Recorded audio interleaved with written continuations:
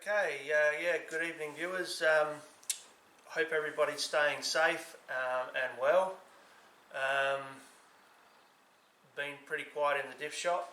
Saying that though, I've still got plenty of work on to keep me busy, but just having an issue with some supplies at the moment. As you could imagine, waiting on, this is the diff back from the fab shop. This is the one that we're doing the big Wilwood conversion on. We've got another one that's off at the fab shop at the moment that is also, I'll call it, he's another victim of the just buy a Falcon diff out of a wagon or a ute and chuck it in your Valiant and she'll be right. He did exactly that. He welded on leaf purchases and so forth, and now it turns out when he put it in the car, and mind you they did a very nice job of it all, when he put it in the car he went to put his rims on there that he wanted to fit and that he had fitted with a standard diff in there, and once again it being 21 odd mil too wide for him. So yeah, we've got that off at the fabrication shop at the moment. We're taking 20 odd mil off a side. Also with that as well, we are, because when you put the Falcon diff in there, your tail shaft will not run true centre as it would with the Valiant one as it's designed to go, as these are offset. So we are also, while we do the chopping to width, also centralising his tail shaft to the tunnel, to the trans tunnel. So yeah, once again people, yeah, a Falcon diff will fit with some modifications, but yeah, once again, if you want to run some big fat tyres, 8 inches with 3.5 inch backspace or a 3 inch backspace, it's just not going to work.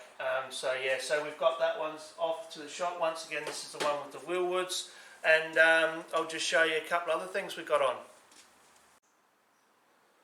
Alrighty, so as you can see here, we've got some parts for our Wilwood conversion.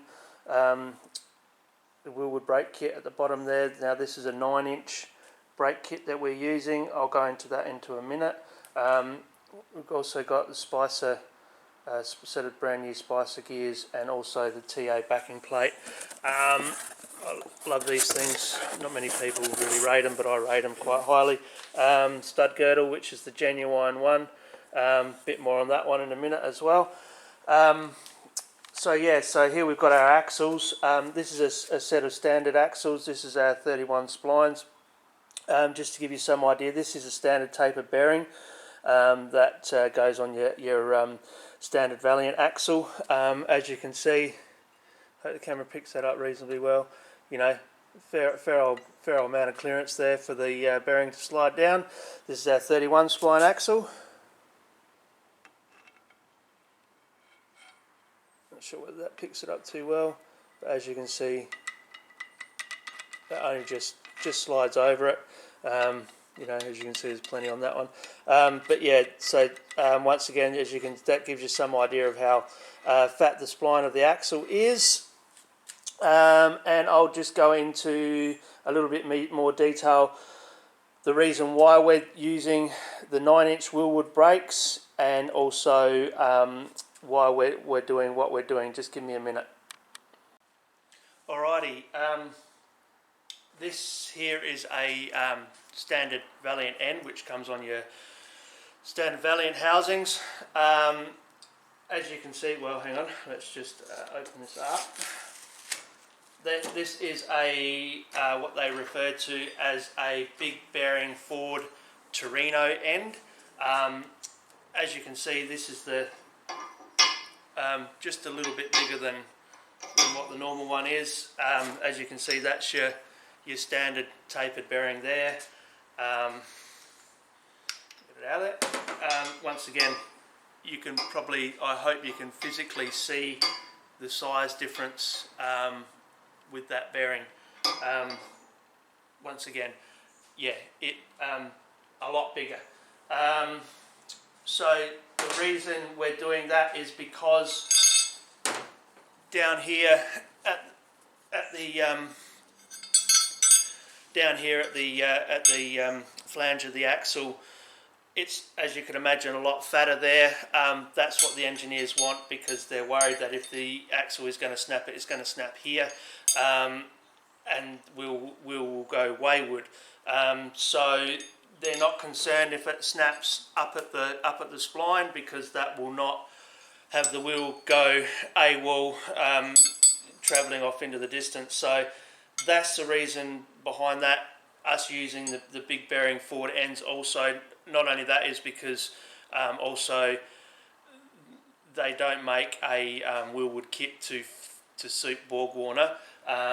So we're going, one step further, and we're putting the big bearing forward end on there. This is also a requirement by the engineer for another diff that I'm doing, which we're using brand new Ford drum brakes, which I've got in the box over there, that I've bought brand new 11-inch brakes, also so that we can use and retain the big bearing forward bearings, and also the extra meat down there at the neck of the axle also, so that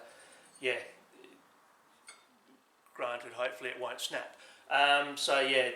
Very meaty down there at the end of those axles. Got some nice curries to go in this one. That's a little bit on that one.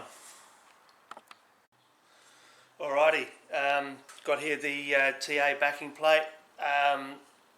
There are a few of these on the market, copies, but the finish on these is just really, really nice. Once again, laser etched with TA Performance on the back there. The inside of them is finished very nicely as well. You've got a filler hole, an oil level hole, and then also a drain hole, which has also got a little magnetic pickup in it as well. The other thing I like about these, the design-wise, is that it is also designed very similar to what the backing plate of a standard differential is. I'm not sure if any of you guys have seen any of the YouTube footage by Banks.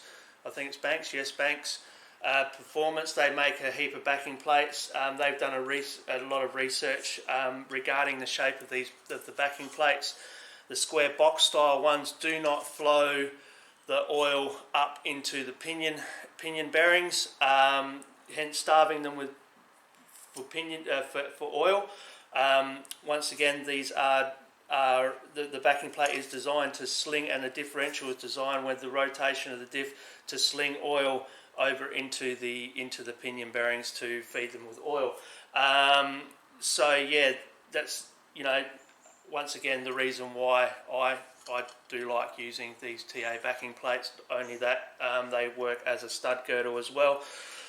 These two little knobs put pressure onto the main caps, which is a good thing, because that's where under load the diff wants to basically push its way out of the backing plate, at the back of differential. So once again, I've got one of these for my diff for in the blue car as well. So alrighty, and I've got a LSD built up here, gear set, ready for a diff to go to New Zealand. Coming up, we're just doing a 28 spline conversion with that. I've got the diff all cleaned up. I've just got to do a couple of things before I put that in final paint. Basically speaking, still got plenty on. I've still got, like I was saying, the 11-inch drum brake build to do. Got the XH diff that's getting fabricated or shortened to suit the Charger off at the fab shop at the moment as well. That'll be 28 spline curries also. What else have we got?